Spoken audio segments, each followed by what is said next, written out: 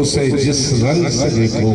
میں نے اشعار کے ساتھ ممتاز طالب دین سرمایہ اہل سنت مبلغ اہل سنت حضرت علامہ مولانا غلام حسین قادری سکندری صاحب خطاب فرمائیں گے، اور اس کے بعد انشاءاللہ عالمی شہرت یافتہ ثنا خواں الحاج سید محمد فرقان قادری صاحب انشاءاللہ اس محفل میں اپنی عقیدت کا نذرانہ پیش فرمائیں گے۔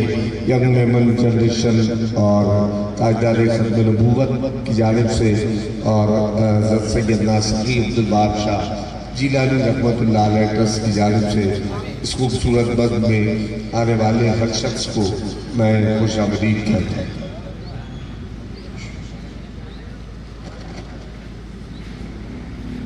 الحمدللہ نحمده ونستعينه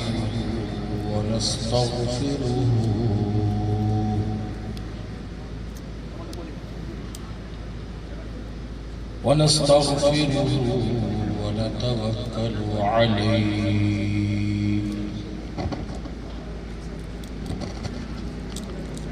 أما بعد فأعوذ بالله من الشيطان الرجيم.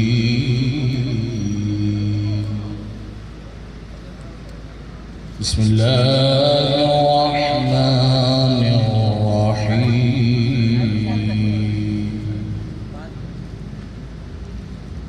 فأتوا بسورة من مثله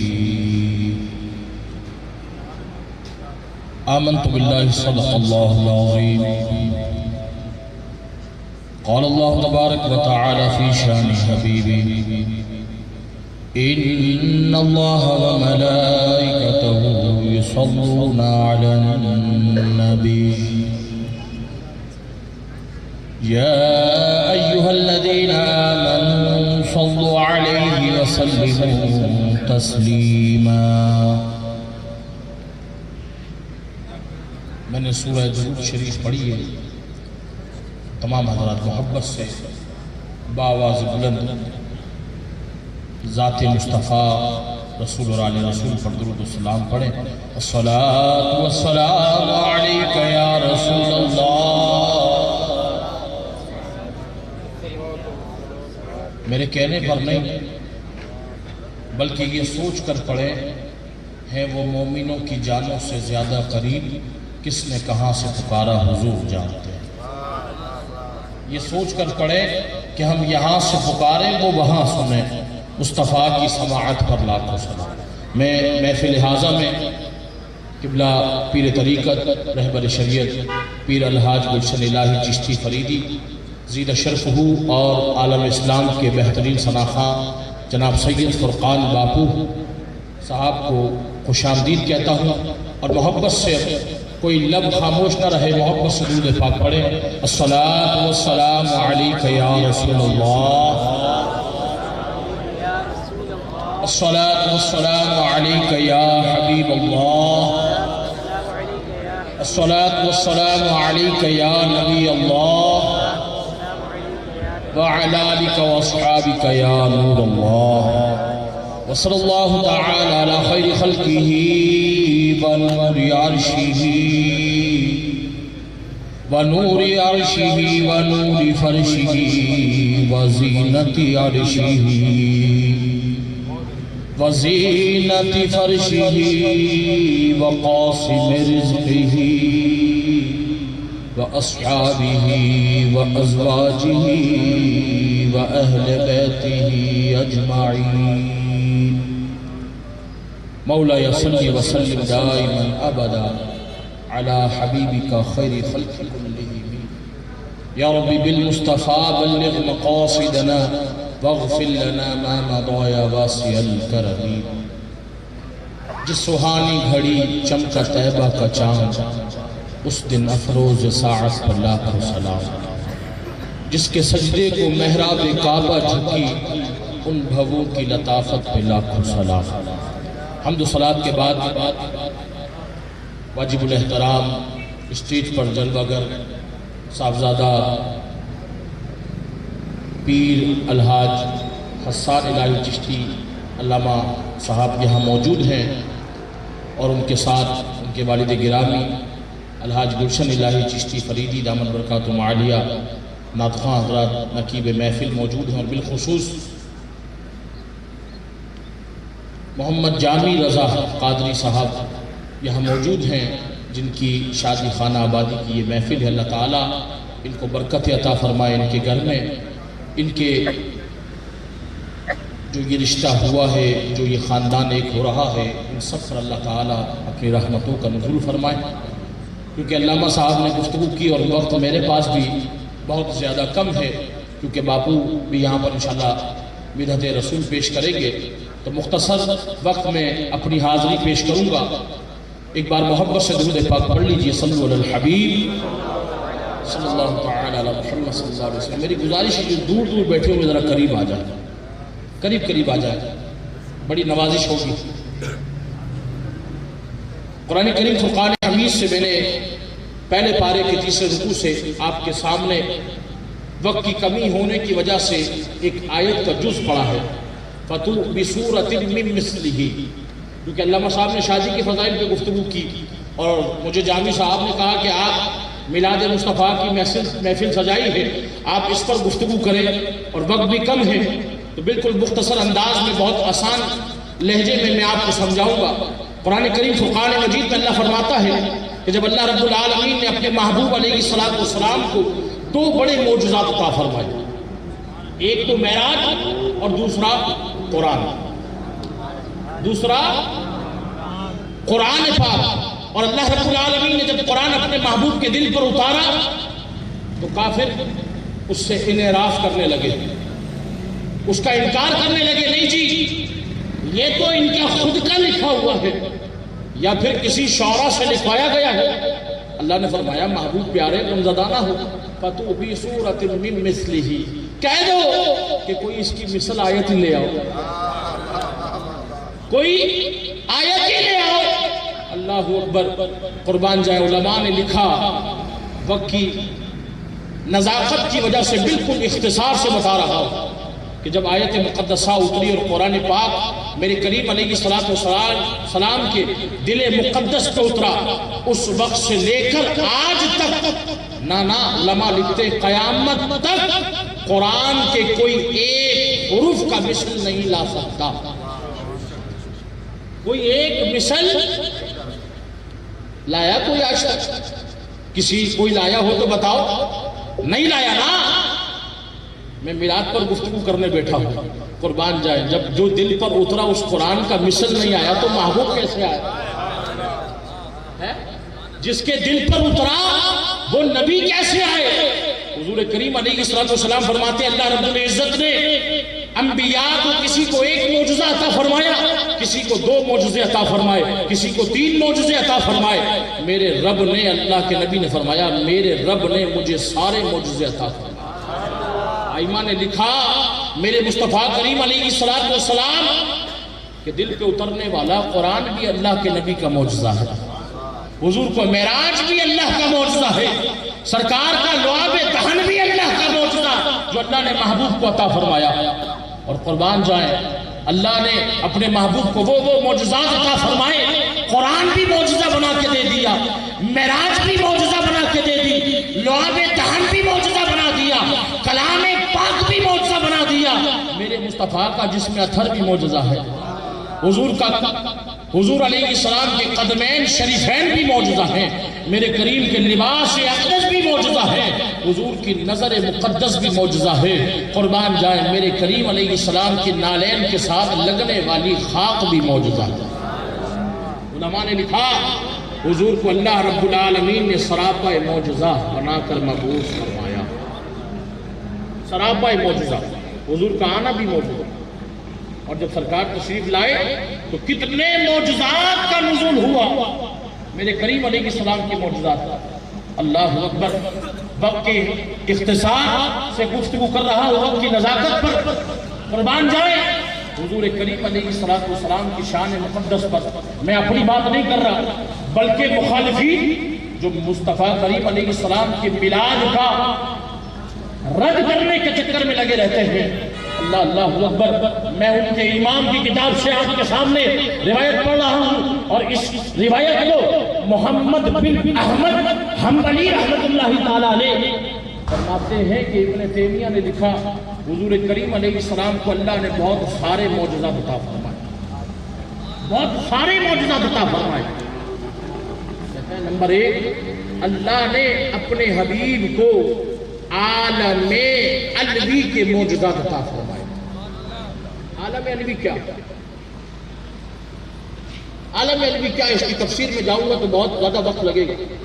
تفسیر میں آپ حاشیہ لکھتے ہیں اور فرماتے ہیں کہ ابن تیمیہ نے یہ کہا، عالم علوی سے مراد کہ حضور کا زمین پر رہ کر فرشتوں کا آسمانوں پر کلام کرنا سننا، اس کلام کو حضور کا سننا، میرے کریم علیہ السلام کا زمین پر رہ کر چاند کے اشارے سے 2 ٹکڑے کرنا، یہ اللہ نے اپنے حبیب کو معجزہ عطا فرمایا۔ پھر کہتا ہے دوسرا معجزہ، اللہ کے حبیب علیہ السلام کو اللہ نے جو معجزہ عطا فرمایا وہ سماعت، کہ جو فرشتوں کی باتوں کو سن لیں، اور وہ عطا اللہ نے محبوب کو عطا فرمائی کہ حضور اگر دعا کے لیے ہاتھ اٹھا دے تو بارش برس جائے۔ نالین شریف کے ساتھ لگنے والی خاک بھی ہمارے لیے معجزہ ہے۔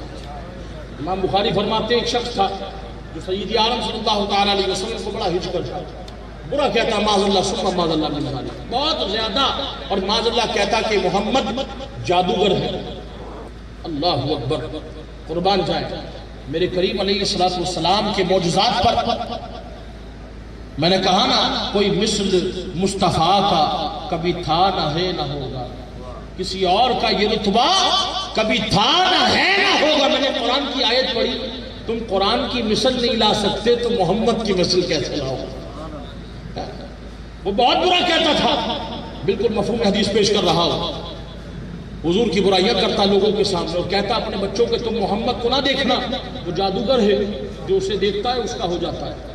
اتنا بڑا جادوگر ہے معذرت۔ اور جب سرکار وہاں تشریف لاتے تو محلے کے اس گلی کے لوگ دروازے بند کر دیا کرتے تھے۔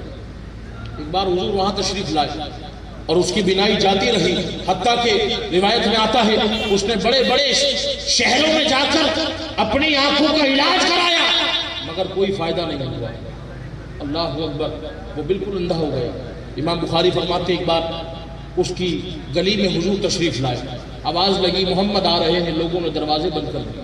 اس کی ایک بیٹی تھی، اس نے سوچا باپ تو میرا اندھا ہو گیا مگر ہمیشہ محمد کو برا کہتا ہے صلی اللہ علیہ وسلم، بہت برا کہتا ہے، آج میں بھی تو دیکھوں محمد کتنے برے ہیں۔ اللہ، آج میں بھی تو دیکھوں۔ اللہ اکبر، یہ سوچ کر وہ چھت پر چڑھی۔ امام بخاری فرماتے ہیں جب حضور کو اس نے دیکھا، آہا، حضور کو دیکھا، کس کو دیکھا؟ کوئی پیر مہر علی سے پوچھے نہ، کس کو دیکھا؟ کوئی ام معبد سے پوچھے، کس کو دیکھا؟ کوئی امام محمد رضا سے پوچھے۔ آہا، قربان جائے مصطفیٰ کو دیکھا، اور دیکھتے ہی وہ بے ساختہ بول اٹھی۔ امام بخاری فرماتے ہیں کہ وہ بے ساختہ بول اٹھی کہ یہ محمد ہے، یہ جھوٹا نہیں ہو سکتا، یہ سونے چہرے والا، یہ تو بہت پیارے چہرے والا ہے، اس کا چہرہ تو بڑا خوبصورت ہے، ارے یہ جادوگر نہیں ہو سکتا۔ امام بخاری فرماتے ہیں وہ حضور کی بارگاہ میں آنے کے لیے نیچے اتری۔ اللہ اکبر، اب اس کا نیچے آنا تھا، سرکار وہاں سے تشریف لے گئے۔ آئمہ نے اس کی الگ الگ تفسیریں لکھی، شاید وہ حضور کی بارگاہ میں آ کے دعا کراتی باپ کی آنکھوں کے لیے، شاید وہ آ کے دعا کراتی باپ کے ایمان لانے کے لیے، مگر سرکار تشریف لے گئے۔ اس کو کیا سوجی؟ آئمہ نے لکھا کہ جہاں سرکار تشریف فرما تھے اس جگہ کی قدموں کی خاک کو اس نے سمیٹا اور گھر لے آئی، گھر لے آئی۔ اپنے باپ سے کہنے لگی ابا جان، آج میں بھی تیرے لیے دوا لائی، تو نے بڑے طبیبوں سے علاج کرایا ہے، آج میں بھی تیرے لیے دوا لائی ہوں۔ وہ کہتا ہے بیٹا میں نے تو بڑی بڑی دوائیاں کھائی ہیں، بڑی مہنگی دوائی کھائی ہے، تو کہاں سے لے آئی؟ ابا چھوڑ، تو دوا تو استعمال کر۔ راوی لکھتے ہیں باپ نے کہا ٹھیک ہے بیٹا، تو بھی اپنا جو لائی ہو دوا اس کو آزما لے، مگر مجھے لگتا نہیں کہ میری بینائی آئے۔ اللہ اللہ قربان جائیں، اختصار سے پیش کر رہا ہوں میرے کریم علیہ السلام کے قدمین شریف ہیں، بلکہ نالین مقدس کے ساتھ لگنے والی خاک امام بخاری فرماتے ہیں یہ سوچ کر اس نے سلائی کے ساتھ لپیٹا اور اس خاک کو جب اپنے باپ کی آنکھ میں ڈالا، ابھی سلائی باہر نہیں آئی تھی، روشنی آ گئی، ابھی سلائی باہر نہیں آئی تھی، روشنی آ گئی، دوسری آنکھ میں ڈالا، روشنی آ گئی۔ کہنے لگا بیٹا یہ تو دوا لائی کہاں سے؟ کہاں سے دوائی لائی؟ کہنے لگی بابا جان جسے تو جادوگر کہتا ہے نا، جسے تو برا کہتا ہے، وہ برا نہیں، وہ تو بڑا سونا ہے۔ آج میں نے اسے دیکھا، آج اس کے قدموں کی خاک لائی ہوں چرا کر کہ تیری آنکھ میں ڈالا تو روشنی آ گئی۔ اللہ اکبر، میرے کریم علیہ السلام کی قدمین شریفین سے لگنے والی خاک کا یہ عالم ہے، تو پھر خود مصطفیٰ کے جسم اطہر کا کیا عالم ہوگا؟ کیا عالم ہوگا؟ اللہ اکبر، جس سہانی گھڑی چمکا طیبہ کا چاند، اس دن افروز سعد پر لاکھوں سلام۔ میرے امام نے فرمایا اس سعد پر لاکھوں سلام۔ ذرا سوچو صحیح، وہ کیا وقت ہوگا، وہ کیا ساعت ہوگی، وہ کیا لمحہ ہوگا جب حضور تشریف لائے ہوں گے۔ میں زیادہ ڈیٹیل میں نہیں جا رہا، اپنی بات کو اختصار سے کمپلیٹ کر رہا ہوں۔ اللہ اکبر، میں اپنی کتابوں سے بات نہیں کرتا۔ مخالفین کہتے ہیں جناب اور اہل سنت کے مولویوں، تم شاہ عبدالحق محدث دہلوی کو اپنا نہ کہا کرو، وہ ہمارے ہیں۔ میں نے کہا ٹھیک ہے جی، ہم نہیں کہتے، وہ تمہارے ہیں۔ سبحان اللہ تو بول دو۔ ایک تو ہوتا نا کہ بھائی اپنی کتابوں سے بات کرتے ہیں، وہ کہتے ہیں نہیں ان کی جو کتابیں لکھی وہ تمہاری نہیں ہے۔ ہم نے کہا چلو ٹھیک ہے، ہم مان گئے تمہاری ہے۔ میں نے کہا تم اپنی کتابیں پڑھ لو۔ کہا کیا پڑھے؟ میں نے کہا پڑھو شاہ عبدالحق محدث دہلوی کو اٹھا کر، تم کہتے ہو اپنے۔ میں نے کہا کیا لکھ رہے ہیں؟ قربان جائے، لکھتے ہیں میرے امام نے لکھا جس سہانی گھڑی چمکا طیبہ کا چاند، اس دن افروز ساعت پر لاکھوں سلام۔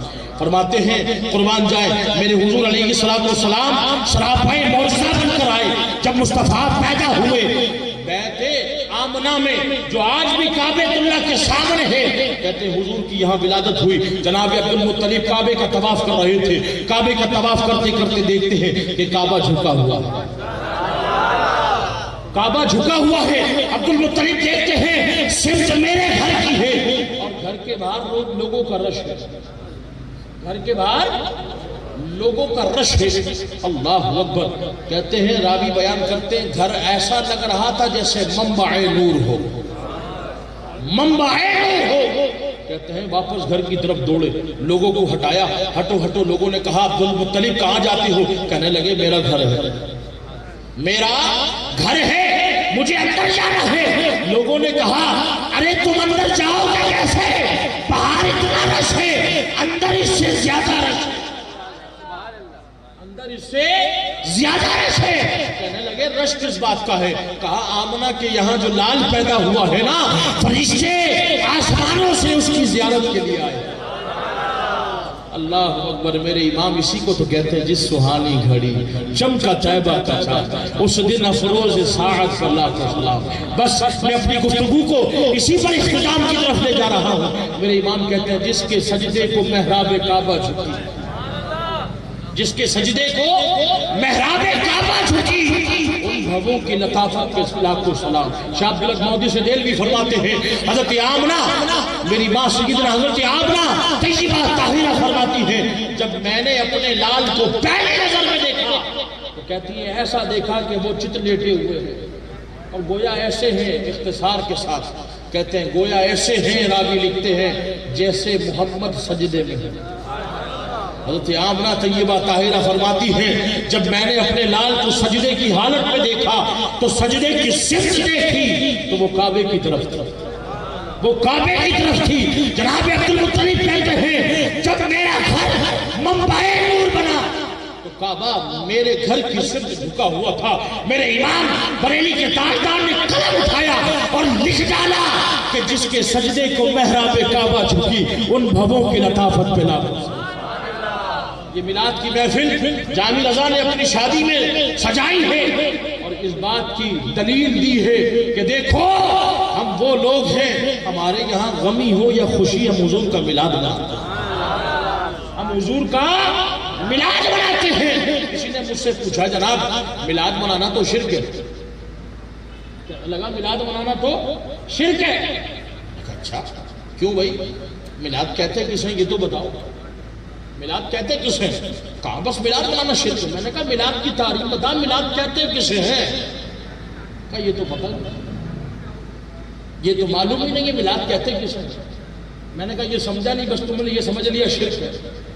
میں نے کہا پہلے تو میں تجھے یہ بتاؤں کہ میلاد کہتے ہیں، سن کسے کہتے ہیں؟ تو نے کہہ دیا شرک ہے۔ ارے کیسے شرک ہے؟ میں نے کہا میلاد سن کیا ہے؟ امام عسقلانی فرماتے ہیں میلاد حضور کے ذکر کو کہتے ہیں۔ کسے کہتے ہیں؟ زور سے بولو نا، حضور کے ذکر کو۔ کس کو؟ حضور کے ذکر کو میلاد کہتے ہیں۔ امام اعظم فرماتے ہیں سرکار کی ولادت بیان کرنا، حضور کا نسب بیان کرنا، سرکار کی شانیں بیان کرنا، اسے میلاد کہتے ہیں۔ کسے کہتے ہیں؟ حضور کی شانیں بیان کرنا، اسے میلاد کہتے ہیں۔ میں نے کہا تو نے قرآن نہیں پڑھا، شرک کہہ دیا۔ وَرَفَعْنَا لَكَ ذِكْرَكَ، ہے حضور کا ذکر کرنا اگر شرک ہے تو یہ پھر اللہ نے بھی کیا ہے۔ ہاں جی، کہنے لگا تم حضور کی شان بیان کرتے ہو، خدا سے ملا دیتے ہو۔ میں نے کہا پہلے تجھے میلاد کا نہیں پتا تھا، ہم نے بتایا میلاد کیا ہے سن، اور خدا کسے کہتے ہیں یہ تو بتا۔ ہم نے کہا ملایا حضور کو خدا سے۔ خدا کہتے کس ہے؟ کہنے لگا خدا اسے کہتے ہیں جو لم یلد ولم یولد، جو پیدا نہیں ہوا۔ میں نے کہا اچھا خدا پیدا نہیں ہوا؟ میں نے کہا خدا کی صفت یہ ہے کہ خدا پیدا، اور زور سے بولو نا، پیدا نہیں ہوا۔ میں نے کہا خدا مولوی جی اسے کہتے ہیں جو پیدا نہیں ہوتا؟ کہا ہاں خدا لم یلد ہے ولم یولد ہے، خدا پیدا نہیں ہوتا۔ تو میں نے کہا گدھے مصطفیٰ تو پیدا ہوئے ہیں، جب خدا پیدا نہیں ہوتا ہے تو پھر ہم نے حضور کو ملایا کب خدا سے؟ خدا سے تو مصطفیٰ جدا ہے، اس لیے کہ خدا پیدا نہیں ہوتا، مصطفیٰ پیدا ہوئے۔ میں نے کہا حضور کو رب نے پیدا اس لیے کیا تاکہ کوئی یہ نہ کہے کہ یہ خدا سے ملا تھا۔ بس اپنی بات اسی پر کر رہا ہوں، محبوب تم پیدا ہو جاؤ تاکہ تجھے کوئی خدا نہ سمجھے۔ محبوب پیارے تم پیدا ہو جاؤ تاکہ تجھے کوئی خدا نہ سمجھے۔ محبوب پیارے تم میری ویدانیت بیان کرنا تاکہ تجھے کوئی خدا نہ سمجھے۔ محبوب تو میری عبادت کرنا تاکہ تجھے کوئی خدا نہ سمجھے۔ محبوب تو میرے آگے سجدہ کرنا تاکہ تجھے کوئی خدا نہ سمجھے۔ محبوب پیارے تو میرے آگے قیام کرنا تاکہ تجھے کوئی خدا نہ سمجھے۔ محبوب تو میرا قرآن میں تیرے دل پر اتاروں، تو لوگوں کو سنانا تاکہ تجھے کوئی خدا نہ سمجھے۔ محبوب تو میرا ایک ہونا بیان کرنا تاکہ تجھے کوئی خدا نہ سمجھے۔ محبوب پیارے تو مجھے اپنا خدا کہنا تاکہ تجھے کوئی خدا نہ سمجھے۔ محبوب پیارے تو میرے کعبے کو آباد کرنا تاکہ تجھے کوئی خدا نہ سمجھے۔ تو کعبے کا طواف کرنا تاکہ تجھے کوئی خدا نہ سمجھے۔ اور تیری رسالت پہ جب بات آئے گی تو میں تجھ پر اپنا کلام اتاروں گا تاکہ تجھے کوئی خدا نہ سمجھے۔ محبوب میں تجھے قرآن جیسا موجودہ دوں گا تاکہ تجھے کوئی خدا نہ سمجھے۔ میں تجھے معراج جیسا موجودہ دوں گا تاکہ تجھے کوئی خدا نہ سمجھے۔ اور سب سے بہترین یہ کہ میں تجھے رب کا تیرا خدا ہوں، اور تیرے خدا کی نورانیت میں تجھے اپنا جلوہ دکھاؤں گا تاکہ تجھے کوئی خدا نہ سمجھے۔ محبوب پیارے تیری پیدائش کا سبب یہ ہے کہ اگر میں تجھے پیدا نہ کرتا تو اپنی خدائیت کو ظاہر نہ کرتا۔ تو کہنے کا مقصد صرف یہی ہے کہ اللہ تعالیٰ ہمیں اس میلاد کو خوب منانے کی توفیق عطا فرمائے۔ اللہ رب العالمین کی بارگاہ میں دعا کرتے ہیں مولا کریم ہمیں اپنی خوشیوں میں حضور کا ذکر کرنے کی توفیق عطا فرمائے۔ اور یہ وہی لوگ ذکر کرتے ہیں، یہ وہی لوگ، یہ انہی کے مزاج میں ذکر ہوتا ہے۔ بس آخری بات اسی شعر پر اپنی گفتگو ختم کر رہا ہوں، یہ انہی کے مزاج میں ہوتا ہے کہ جو اپنی خوشی اور غمی میں حضور کا ذکر کرتے ہیں۔ اور اس کا فائدہ یہ ہوتا ہے جب وہ اپنی زندگی پوری کر لیتے ہیں اور جب قبر میں حضور کی زیارت ہوتی ہے تو پھر وہ دنیا کی وجہ سے، کیونکہ سرکار نے فرمایا جو تمہارا مزاج، جو تمہارا ذہن دنیا میں ہوگا وہی تمہارے مرنے کے بعد تمہارا ذہن ہوگا، وہی مزاج ہوگا۔ جب دنیا میں حضور کی میلاد کا ذہن ہوگا تو قبر میں جانے کے بعد جب سرکار کی بارگاہ میں آئے گا، جب 3 سوال کیے جائیں گے، 2 سوال کے بعد تیسرا سوال کیا جائے گا، پتہ ہے شخص کے لیے کیا کہتا تھا؟ تو کہے گا قبر میں سرکار آئے، قوم قدموں میں گروں، گھر فرشتے بھی اٹھائیں، وہ میں ان سے یوں کہوں اب تو پائے ناز سے میں اے فرشتوں کیوں ہوں، مر کے پہنچا ہوں اس دل ربا کے واسطے۔ اللہ سے دعا ہے جو کہ سنا اس پہ عمل کی توفیق عطا فرمائے، آمین بجائے سبحان اللہ۔ انسان کبھی شرک سے آزاد نہ ہوتا